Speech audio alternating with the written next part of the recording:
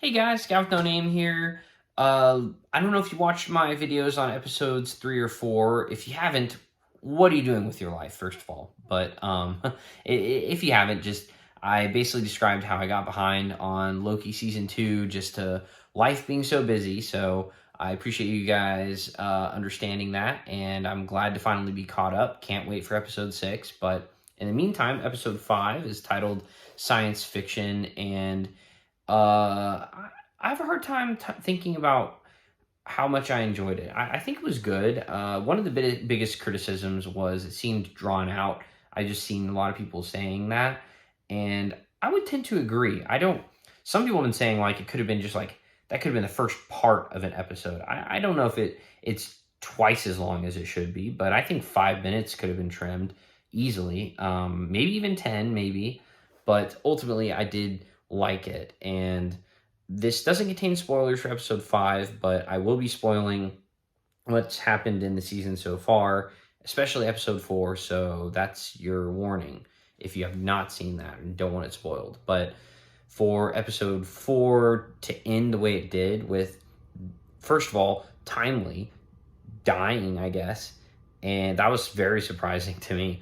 And then the temporal loom exploding and the universe, I guess, ending as we know it.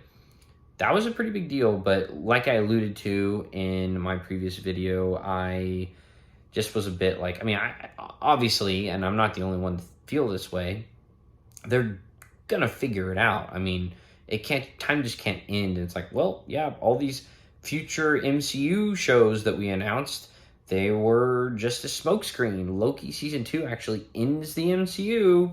See you guys. Like, obviously, they're gonna figure it out somehow because there's other movies and shows coming. And that alone is enough of a reason that it's like, well, okay. It's a big deal. It's surprising, but we got 2 episodes left. I'm sure we're gonna figure it out. So Loki starts to try to figure it out. I don't want to get into spoilers, but basically nobody's around, and when he opens his eyes again, and he's like, what? You can't really tell if anything happened or not. And basically he's got to track down his friends and try to fix everything. So that's the most I'll get into it. This episode kind of gave me a lot of like Men in Black vibes. Already the TVA kind of comes across a bit like Men in Black, but uh, I guess I'll say I got some Agent J, Will Smith's character trying to re-recruit Agent K. I got a lot of vibes of that, so which I appreciated. I thought that was good. It made sense to kind of allude to that. I don't know if they knowingly did that, but I just was like, it was reminiscent to me of that. But yeah, this episode was good. It's kind of just a lead into episode 6, though. I'm interested where it's going to go. I really hope they stick the landing, and that's what I'm unsure of.